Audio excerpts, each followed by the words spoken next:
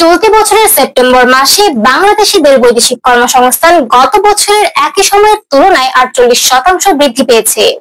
এর পেছনে প্রধান চালিকা শক্তি হিসেবে কাজ করেছে সৌদি আরবের ব্যাপক চাহিদা।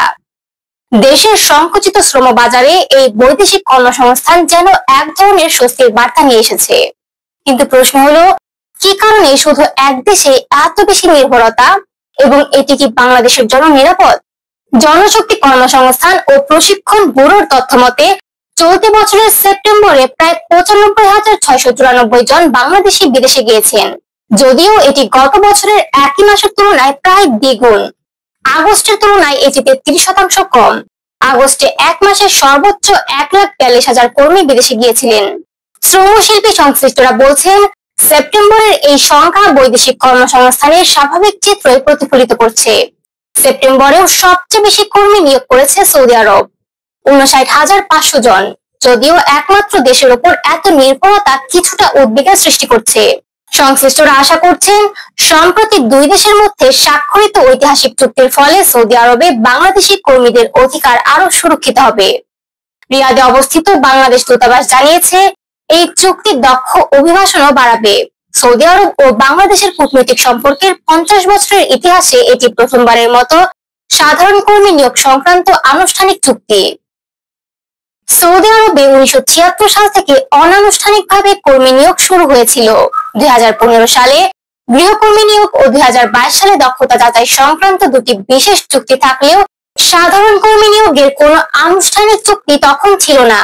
বিগত 5 বছরে প্রায় 45 লাখ বাংলাদেশি কর্মী বিদেশে গিয়েছেন, যার প্রায় 57% সৌদি আরবকে বেছে নিয়েছে। তবে এই বিপুল সংখ্যক কর্মীর বেশিরভাগই স্বল্প দক্ষ কাজে নিযুক্ত। 80%-এরও বেশি কর্মী এই ধরনের কাজ করছেন। অনেকেই প্রতিশ্রুত চাকরি পাননি বা অনিয়মিত বেতন এবং ইকামা সংক্রান্ত সমস্যায় ভুগছেন। সৌদি আরবে নিযুক্ত বাংলাদেশের সাবেক রাষ্ট্রদূত গোলাম মসি বলেন, সৌদি আরব এখন দক্ষ কর্মী নিয়োগে জোর দিচ্ছে। অনেক স্বল্প দক্ষ কাজ এখন তাদের লোকেরাই করছে। এ কারণে তারা বিভিন্ন দেশের সঙ্গে আরো দক্ষ কর্মী নিয়োগে চুক্তি করছে। তিনি আরো বলেন, অনেক কর্মী ফ্রি ভিসা নিয়ে গেলে কাজ পান না বা নিয়মিত বেতন পান না। তিনি মনে করিয়ে দেন, দূতাবাসের দায়িত্ব হলো প্রতিটি চাকরি যাচাই করা। নতুন চুক্তির ফলে শ্রম অধিকার রক্ষিত হবে কিনা এমন প্রশ্নে তিনি বলেন, সব চুক্তিতেই ভালো কথাগুলো লেখা থাকে। বাস্তবায়নের জন্য দূতাবাসকে কার্যকর ভূমিকা নিতে হবে। আনঅফিসিয়াল হিসাব অনুযায়ী বর্তমানে 32 লাখেরও বেশি বাংলাদেশি সৌদি আরবে কাজ করছেন। এটি সৌদি আরবকে বাংলাদেশি কর্মীদের জন্য একক বৃহত্তম বিদেশি গন্তব্যে পরিণত করেছে। Bangladesh association of international recruiting এজেন্সির সাবেক মহাসচিব শামীম আহমেদ চৌধুরী নোমান বলেন, আমরা এখনো মূলত পরিচ্ছন্নতা কর্মী, নির্মাণ শ্রমিক এবং গৃহকর্মী পাঠাচ্ছি। তাদের মাসিক বেতন 30,000 টাকার বেশি নয়। নতুন চুক্তি অনুযায়ী যদি আরো দক্ষ কর্মী পাঠানো যায়, তবে সৌদি আরব থেকে আসা রেমিটেন্সের উপর ইতিবাচক প্রভাব পড়বে। তিনি আরো বলেন, আমাদের কর্মীদের একটি বড় অংশ মাসে 600 থেকে 800 সৌদি রিয়াল ন্যূনতম বেতন পাচ্ছেন।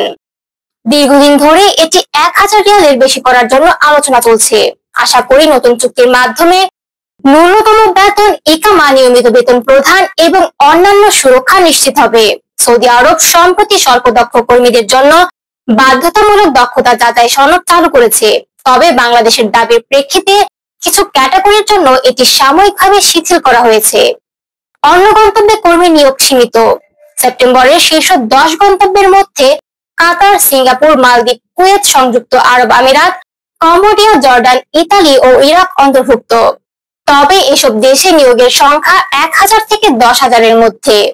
মালয়েশিয়া, ওমান ও বাহরাইনের মতো ঐতিহ্যবাহী শ্রমবাজারে নিয়োগ প্রায় বন্ধ। কোভিড পূর্বকালে প্রতি মাসে গড়ে 60 থেকে 70,000 কর্মী বিদেশে যেত। বর্তমানে এটি 1 লাখে উন্নীত হয়েছে। বাংলাদেশ ব্যাংকের তথ্য অনুযায়ী গত 2 মাসের তুলনায় সেপ্টেম্বরে আনুষ্ঠানিক ব্যাংকিং চ্যানেলে রেমিটেন্স প্রবাহ বেড়েছে। সেপ্টেম্বরে দেশে মোট $2.68 বিলিয়ন রেমিটেন্স এসেছে, যা চলতি অর্থ বছরে এক মাসের সর্বোচ্চ। এর আগে জুলাইয়ে $2.47 বিলিয়ন, আগস্টে এসেছে $2.42 বিলিয়ন। বার্ষিক ভিত্তিতে 2024 সালের সেপ্টেম্বরের তুলনায় প্রবৃদ্ধি লক্ষ্য করা গেছে। সৌদি আরবের সঙ্গে নতুন চুক্তি, রেমিটেন্স প্রবাহের বৃদ্ধি এবং বৈদেশিক কর্মসংস্থানের ঊর্ধ্বগতি সব মিলিয়ে বাংলাদেশের জন্য এটি এক অর্থনৈতিক এবং সামাজিক সুরক্ষার বার্তা। তবে একাধিক চ্যালেঞ্জও রয়েছে। স্বল্পদক্ষ কর্মীদের পরিস্থিতি, বেতন ও অধিকার নিশ্চিতকরণ এবং একমাত্র দেশের উপর নির্ভরতা। এই চ্যালেঞ্জ মোকাবিলা করতে হলে শুধু চুক্তি নয়, বাস্তবায়নের পর্যবেক্ষণ এবং শ্রমিকদের সুরক্ষায় কার্যকর পদক্ষেপ নিতে হবে।